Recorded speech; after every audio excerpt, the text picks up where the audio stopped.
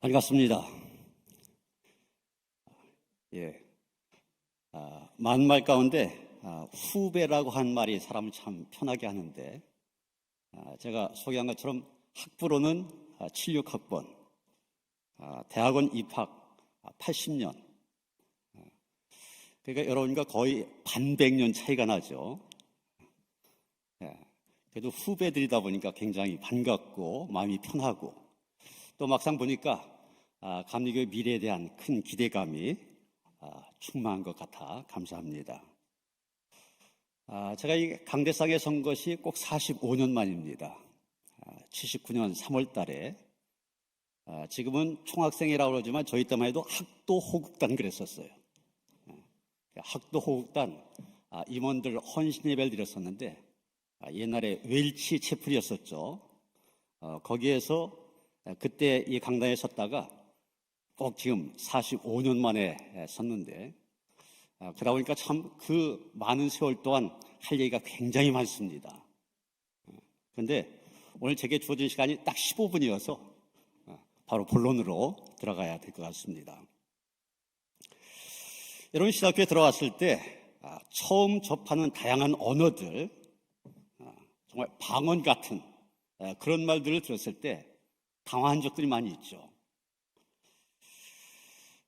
저도 그랬었는데, 그런 많은 말들 가운데 신학교 들어와서야만 들을 수 있는 그런 여러 가지 말들 가운데 또 우리에게 크게 도전이 되는 그런 말도 있었습니다.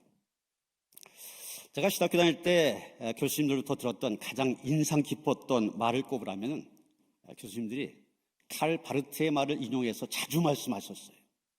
그게 뭐냐면, 한 손에는 성경, 한 손에는 뭐예요? 신문. 아마 지금 교수님들도 많이 얘기하셨을 겁니다. 한 손에는 성경, 한 손에는 신문을 들고서 읽고 공부해라. 정말 많이 들었습니다. 그러다 보니까 지금까지도 가장 머리에 새겨져 있습니다. 설교자는 한 손에는 성경을, 한 손에는 신문을 들고 설교해야 한다는 것입니다. 다시 말해서 설교라고 하는 것, 허공에 대고 하는 설교가 아니잖아요. 삶의 현장에 주신 하나님의 말씀이기 때문에 그 설교를 듣는 사람들의 삶의 정황, 여러분 쓰는 말로 지침, 레벨, 이걸 잘 이해해야 되고, 또 시대에 대해서 선지자적인 눈으로 들여다볼 줄 알아야 된다는 것입니다. 그래서 설교자는 성경을 열심히 읽고 연구할 뿐만 아니라 세상과 역사에 대한 관심 게을리하지 말아야 된다는 것입니다. 이런 관점은 설교뿐만 아니라 목회에도 똑같이 적용이 되어야만 됩니다. 이런 교회라고 하는 것은 수도원이나 절처럼 세상에서 완전히 분리된 것이 아닙니다. 세상과는 상관없이 교회 안에서 교인들끼리만 잘 먹고 잘 살다가 천국 가면 되는 곳, 그것이 교회가 아닙니다. 세상의 한복판에서 그 세상 속에 하나님의 나라를 이루어간 것이 목회입니다. 그래서 저희 교회가 한 15년 전 교회 영구적인 비전을 세웠습니다. 그게 뭐냐면, 세상을 품어 하나님의 나라를 이루어간 교회. 그 세상은 지역사회일 수도 있고 나라일 수도 있고 열방일 수도 있습니다. 그래서 저희 교회 해외 선교도 열심히 하고 지역사회 봉사도 열심히 하고 전도도 열심히 하고 있습니다. 세상을 품어서 그곳에 하나님의 나라를 이루어간 교회가 되어야 된다. 그렇기 때문에 이 자리에 있는 우리 신학생들, 목회의 길을 걷기 위해서 다 이 자리에 와 있지 않습니까? 우리에게 필요한 것은 성경에 대한 바른 이해와 함께 우리가 목회하게 될 세상, 시대를 바라본 눈이 우리에게 준비되어야 한 것입니다. 저는 우리 미래 한국교회가 마주해야 될 문제들이 많이 있는데, 가장 중요한 것 두 가지를 꼽으라 하면은 기후변화, 다른 말로 기후위기 시대에 대한 정확한 인식이 있어야 된다. 그리고 또 한 가지 제가 강조하려고 하는 것은 초고령사회에 대한 이해가 있어야 된다는 겁니다. 사실 기후위기에 대한 논의가 교회 안에서 시작된 것은 굉장히 오래됐습니다. 1988년 세계 교회 대표들이 우리나라에 모여서 세계 대회를 열었었는데 그때 대회 명칭이 JPIC 세계 대회였습니다. J는 Justice, 정의, Peace는 그다음에 P는 Peace, 평화. 그다음에 IC는 Integrity of Creation, 창조 질서의 보존입니다. 그 당시 교회는 이 세상에서 교회가 관심을 가져야 될 가장 중요한 주제로 정의, 평화와 함께 창조 질서의 보존을 뽑았던 것입니다. 그래서 오랜 동안 생태신학이라든지 창조신학, 환경신학 이런 것들의 이름으로 기후문제, 환경문제, 교회의 관심 속에 있어 왔습니다. 거기에 비해서 이 고령화 문제는 교회의 주요 관심에서 벗어나 있었습니다. 그러나 이 자리에도 당장 내년에 이 학교를 졸업해서 목회 현장에 나가실 분들 있잖아요. 이분이 내년에 목회 현장에 나가서 당장 여러분들이 마주하게 될 현실이 바로 초고령화 시대라고 하는 것입니다. 일반적으로 65세 이상 되신 분들 노인이라 그렇게 부르는데 유엔이 정한 기준에 의하면 이 65세 이상 노인이 7%가 넘어서면 고령화 사회, 에이징 소사이어티. 그 다음에 14%를 넘어서면 고령 사회, 에이지드 소사이어티 이렇게 부릅니다. 그리고 20%를 넘어서면 슈퍼 에이지드, 초고령 사회 이렇게 얘기합니다. 그런데 우리나라가 바로 1년 뒤입니다. 2025년도 노인 인구의 비중이 20.6%를 기록하면서 초고령 사회에 진입하게 될 거다. 그런 전망입니다. 여러분, 5명 중에 1명이 노인이 되는 그런 시대, 내년부터 시작됩니다. 이 초고령 사회가 되면 어떻게 되느냐? 30여 년 전, 그때만 해도 고령화 사회입니다. 그때 전문가들이 이 초고령 사회가 되어지면 어떤 충격을 이 세상에 가져올 것이냐, 그런 것들에 대해서 엄청난 언어를 사용해서 경고를 했습니다. 뉴욕 연방준비은행 의장인 피터 피트선이라고 하는 분이 노인들의 사회, 그 불안한 미래 이런 책을 썼는데 거기서 이런 얘기를 합니다. 고령화 문제가 핵폭탄이나 급격한 기후변화보다 앞으로 인류 행보에 더 큰 영향을 줄 거다. 여러분, 지금도 두 군데에서 전쟁을 하고 있는데 가장 염려가 되는 것이 핵을 사용하는 거 아니에요. 미국이라는 강대국이 종종 보면 북한한테 쩔쩔매는 것처럼 보이는데 그 이유가 핵 문제 때문에 그렇습니다. 인류를 가장 크게 위협하는 것이 바로 핵 문제. 그다음에 기후 문제. 여러분, 작년 한 해만 봐도 우리와 하여금 기후 위기를 느낄 만한 그런 일들 많이 나왔지 않습니까? 우리나라에서도 115년 만에 기록적인 폭우가 강탈했습니다. 미국은 동시에 어느 지역에선 폭염 때문에, 어느 지역에선 폭우 때문에 굉장한 어려움을 겪었습니다. 유럽 역시 역대 최고 기온의 폭염이 있었고, 인도, 일본에서도 기록적인 폭우가 있었습니다. 이런 고령화 문제는 이런 핵 문제보다도, 기후 위기 문제보다도 우리에게 더 큰 충격을 줄 거란 얘기입니다. 영국 언론인 출신으로 폴 윌리스라고 하는 사람이 있는데, 이 사람은 이 고령화가 가져다 줄 충격을 지진에 비유하여서 연진이란 말로 표현하고 있습니다. 지진, 영어로 earthquake 아닙니까? 이분 거기에 연령이란 말 써서 age quake 이런 말 썼어요. 지진이라는 것과 같을 거다. 특히 베이비붐 세대가 퇴직하는 2020년경, 바로 지금입니다. 지금 서방 세계는 고령화 충격 때문에 근본부터 흔들게 될 텐데 그 강도가 리히터 지진계 9도에 이를 것이라고 경고했습니다. 여러분, 리히터 지진계 9도라고 그러면은 2004년도 동남아 지역 참사를 가져왔던 쓰나미 수준을 얘기한 것입니다. 1995년 고베 지진이 일어났는데 그때가 강도 7.3이었습니다. 그런데 지진에 대해서 그렇게 대비를 잘한다고 하는 일본이 초토화가 됐어요. 7.3인데도. 그렇다면 구도가 된다면 완전 폐허에 이르게 되는 엄청난 파괴력을 지닌 그런 지진이 된다는 얘기입니다. 이 초고령 사회가 바로 우리에게 이런 충격을 가져다 줄 거다. 전문가들의 예측입니다. 여러분, 우리나라는 더 심각합니다. 왜냐하면 고령화 속도가 세계에서 제일 빠른 나라가 바로 우리나라이기 때문입니다.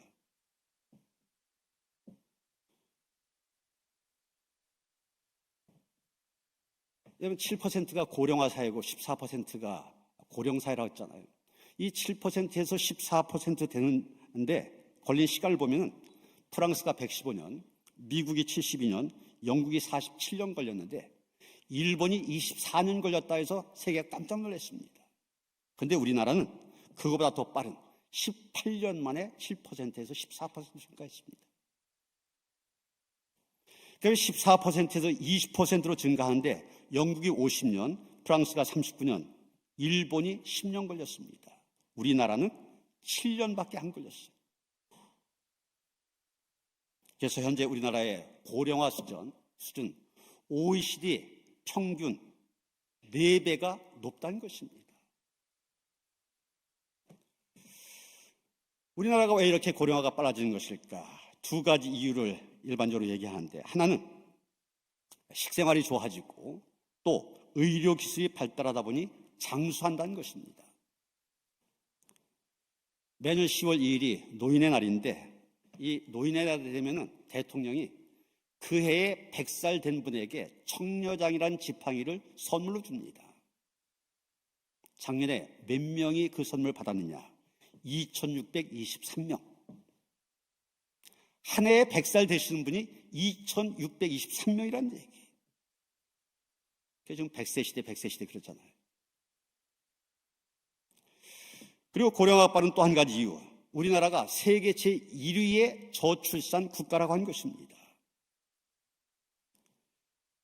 여자 한 명이 평생 동안 낳을 것으로 예상되는 평균 출생아 숫자를 학계 출산율 그렇게 얘기하는데 우리나라는 지난해 0.72명. 압도적인 세계 1위를 차지했습니다. 그런데 올해는 그것보다 더 떨어져서 0.6명대가 될 것으로 예측을 하고 있습니다. 이 목회 현장에서 이걸 실감하게 되는데 교회가 이런 저출산 문제에 대해 관심을 가져야 되겠다. 그래서 저희 교회가 작년부터 아기를 낳는 가정에 100만 원씩의 출산 장려금을 지급하기 시작했습니다. 그런데 저희 교회가 작년에 한 1,000명 모이는 교회거든요. 그런데 작년 절반이 지나는 동안 6월 달까지 아기 울음소리 하나도 들을 수 없었어요. 7월 달이 돼서야 첫 출산이 이루어지고 그것도 우리 교육전사님. 9월이 돼서야 그 아이가 교회에 나와 헌화 기도를 하고 출산 장려금을 전달했습니다. 이 문제가 너무 심각하기 때문에 2006년도부터 정부에서는 16년 동안 이 저출산 문제를 해결하기 위하여 국가 예산 280조 원을 쏟아부었습니다. 그런데도 결과는 0.72명입니다. 어린이집, 아동병원 다 줄고 있습니다. 우리 교회도 70년대부터 거의 50년 넘게 어린이집을 운영해 왔는데 작년에 폐원했어요. 문제는 선진국들이 시간을 갖고 고령화에 잘 준비한 데 비해 우리는 고령화가 너무 빨리 진행된 바람에 준비할 시간이 없었다고 하는 것입니다. 그러다 보니까 우리나라에 노인 문제와 관련되어서도 부정적인 면에서 세계 1위가 많아요. 사실 우리 대한민국 전 세계 인구 약 75억 명 가운데 5,200만 명밖에 안 되는 그런 나라 아닙니까? 그러면서도 참 자랑스럽게도 세계 1위인 것이 많습니다. 인터넷 속도와 보급률 세계 1위, 스마트폰 보유율 세계 1위, 여권 지수 세계 1, 2위를 다투고 있고 세계 치안 순위도 세계 1위랍니다. 가장 안전한 나라래요, 우리나라가. 물론 부정적인 면에서 집값 상승률 1위, 자살률 1위, 가계 부채 비율 1위 이런 것도 있지만 특히 노인과 관련돼서 OECD 회원국 가운데 노인 자살률 1위가 우리나라입니다. 노인 빈곤율 1위가 우리나라입니다. 노인 취업률 1위가 또 우리나라예요. 노인이 되어서도 여가를 즐기는 것이 아니라 일해야 되는 나라예요.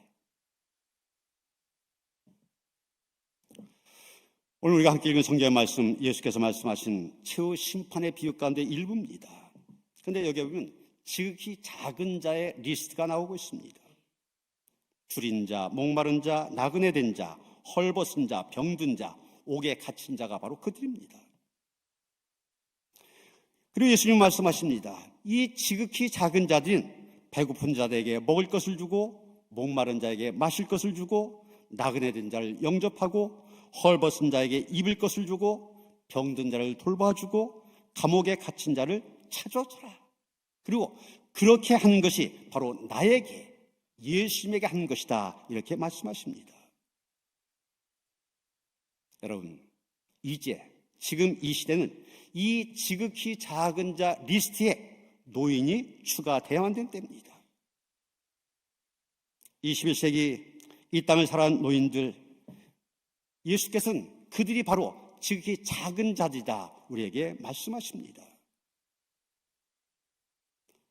여러분, 저희 교회 작년도, 재작년도, 또 그 전년도 청년회장 출신들이 다 이 자리에 앉아 있습니다. 어떻게 감사하게도 청년회장 끝나면 다 신학교 가겠대요. 그래서 신학교를 가겠다고 저를 찾아왔을 때 꼭 물어봅니다. 신학교를 하기로 결단한 이유가 무엇이냐. 그랬더니 대개가 다음 세대에 대한 비전을 얘기합니다. 제가 지금 대학원에서 예술 영성을 위한 한 클래스를 맡고 있는데 첫 시간에 역시 신학을 한 동기를 물었습니다. 그랬더니 많은 학생들이 다음 세대에 대한 비전을 얘기하고 있습니다. 그런데 여러분이 기억해야 할 것은 여러분이 다음 세대에 대한 비전이 있고 또 당연히 그래야 됩니다. 다음 세대가 서야 교회의 미래가 있습니다. 그런데 여러분이 앞으로 나가게 될 목회 현장, 다음 세대들은 희귀종이 되어질 겁니다. 우리나라 고령화 속도가 세계에서 제일 빠르다고 했는데 교회는 더합니다. 목회 데이터 연구소에서 데이터를 갖고 분석한 결과 일반 사회보다 한국 교회 고령화 속도가 5년 정도가 빠르다고 그래요. 농어촌 교회로 여기 가실 분도 있잖아요. 농어촌 교회 80~90%가 고령층 노인입니다. 아니, 노인들이 교인의 전부인 그런 교회도 많이 있어요. 여러분, 이것이 여러분이 마주하게 될 목회 현장의 모습입니다. 이것에 대한 준비가 있어야 됩니다. 이것을 제대로 볼 수 있어야만 됩니다. 오늘 본문 마지막 40절에 보면 너희가 여기 내 형제 중에 지극히 작은 자 하나에게 한 것이 곧 내게 한 것이라. 이 말씀 생각하면서 이 시대의 지극히 작은 자들 잘 헤아려서 예수님의 말씀 그대로 그들 잘 섬김으로 인하여서 주님을 온전히 섬기는 목회자로 세워지는 그런 은혜가 우리 가운데 함께 하시기를 주님의 이름으로 축원합니다. 하나님, 우리 눈이 열려져서, 귀가 열려져서 하나님의 말씀을 제대로 들을 뿐만이 아니라 우리의 눈이 열려져서 우리가 살고 있는 이 시대, 시대적인 상황을 잘 볼 수 있게 하여 주시옵소서. 그곳에 하나님의 말씀을 잘 전할 수 있게 하시고 하나님의 나라를 이루어가는 데 쓰임받는 일꾼으로 세워지게 하시옵소서. 예수 그리스도 이름 받들어 기도하였사옵나이다. 아멘.